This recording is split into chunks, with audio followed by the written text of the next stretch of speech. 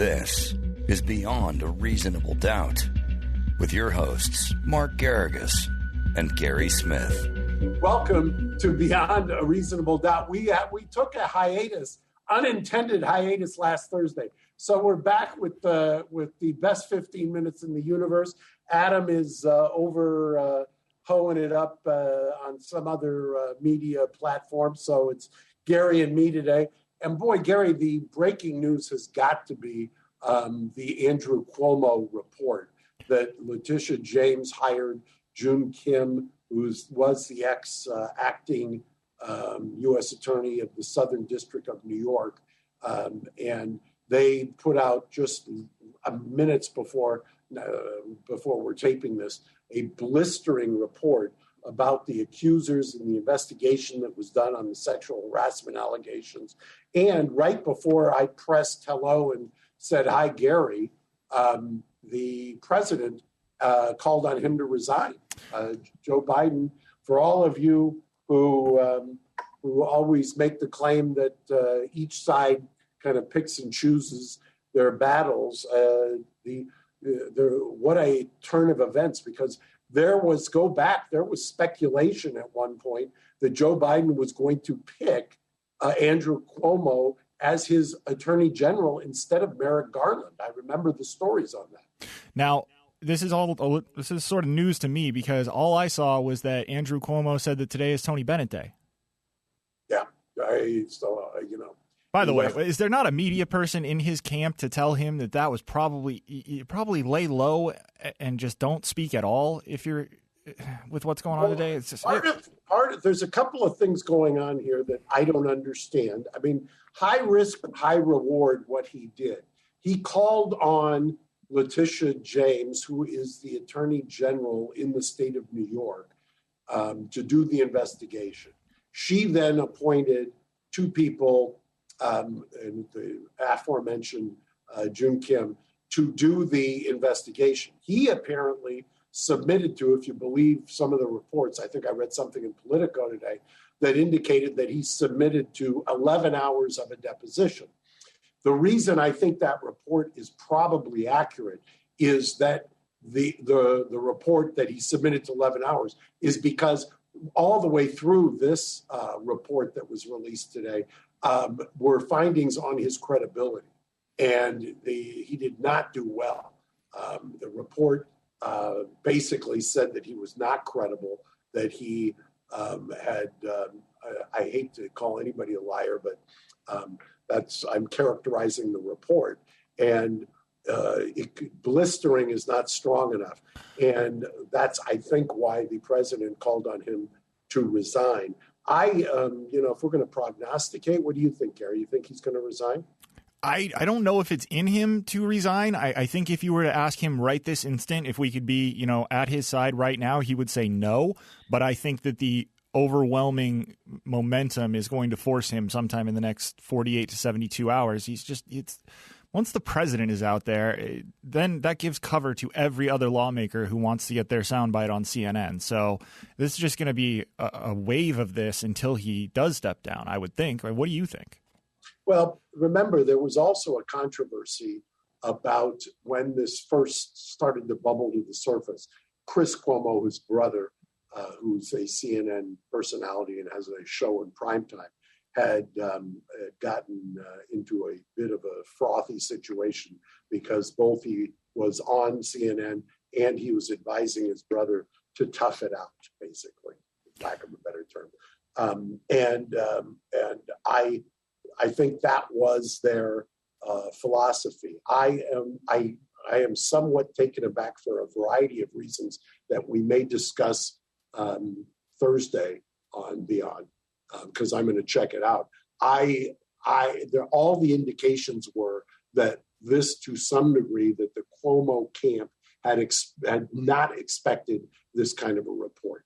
This is a surprise, I think, to them internally. I think they internally thought that the report was not going to look like this. And I can confirm that I personally got those indications from people very close to the investigation. So I think they're recalibrating and they're hunkered down right now. I think they're also probably second guessing the gambit of going in and doing 11 hours of this interview and subjecting themselves to that, as opposed to just saying, taking kind of a more confrontational approach to this, because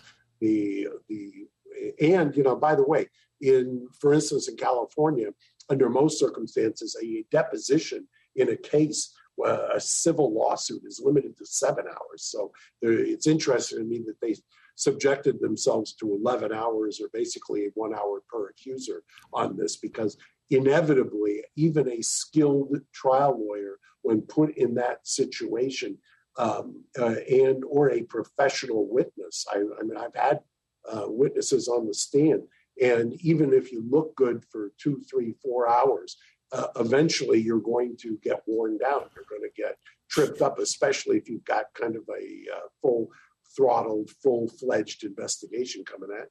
Sure, it's the old adage of, put a cop behind somebody for 500 miles and they're going to find something wrong. Right, or making a murderer where you have somebody who, the whole idea of confessions and involuntariness of confessions is you put somebody under that kind of scrutiny for that period of time. And most people, there's a certain amount of hubris in the idea that you can go in and kind of talk your way out of something. And only he knows whether it worked, didn't work, or whether he thinks he's going to be able to weather the storm. There's also, to some degree, this isn't just a political issue. Ultimately, at the end of the day, I talked to some people who were suggesting that there's potentially criminal exposure as well. Yeah, that was something I wanted to ask you about, because it was unusual language to me that was in every headline that you saw, which was that he broke both state and federal law. And that doesn't seem like language that you would usually use in a report of this nature. I mean, what did you make of that? Is that a foreshadowing? Well, I think that there is exposure there. Obviously, he has very able counsel, and I'm sure they did the calculations. But it's a high risk, high reward situation. It certainly looks like the risk at this point is not going to or overwhelms the cooperation or the political calculations. I do not think that he's going to resign. I just don't. I'm with you. I don't think it's in his nature. I don't know him. I've met him, but I don't know him. And I just, by all accounts, part of the other problem is it's been characterized, and I know people who have been kind of victims of his bullying. That's a problem when you get, there's always going to be people with knives out ready to slice and dice you when you're vulnerable, and he's clearly vulnerable at this point. 7 days from today, where do you think we are? I think you're going to see the mayor of New York, who's got no love lost for him. The current mayor or the gentleman who's about to be elected? No, mayor? The current mayor, Bill de Blasio. My guess is if he hasn't already, I haven't seen it, has been reported, but my guess is you're going to see a rather harsh statement coming out of the mayor's office. I think that's going to be followed up by, Democrats have already broken rank here. And now, as you said, with Biden calling on him to resign, I think we're about to enter a feeding frenzy here at this point. That's good. Does he last 7 days? Probably, but there's a couple of other shoes that can drop that I think are probably likely, and then they're going to have to make a calculation as to what he does. Well, we're going to cover more and give an update on the Thursday edition of Beyond a Reasonable Doubt, and we'll see what we can do to adjust how we do that show. So maybe we can have Adam, and we'll get our normal breakdown here, albeit in a different order. Adam had a remote truck at his house that he had to get to, and he tried to time his schedule a little too closely, and we couldn't make it work. But I'd also like to tease that on the Saturday show, we're going to talk about a little bit more about the Cleveland Indian thing, which has been continuing and evolving. The roller derby team has started selling merch as a way to poke at the Cleveland Indians organization, which I find endlessly funny and delightful. It's just genius. It's so fun, and we're going to bring on someone who is an expert in it to talk to us, and he's also going to talk to us about the this Evander Kane stuff in the NHL. I really would like to talk about the Evander Kane story, so let's tease that. And are we bringing in Dan the Man Lust? Dan the Man Lust is going to join us at the top of the show, and we'll keep him until Adam's satisfied with those two topics. But Mark, I'll give you a little tease. I was just sitting in a meeting 2 hours ago where I brought up the topic of Evander Kane, and both the people I was meeting with know him personally and have experience with him and gave me some of their insight from knowing him. It's going to be a fun show on Saturday. I can hardly wait. Thanks, Gary. Thanks, Mark. Bye-bye. Thanks for listening to Beyond a Reasonable Doubt.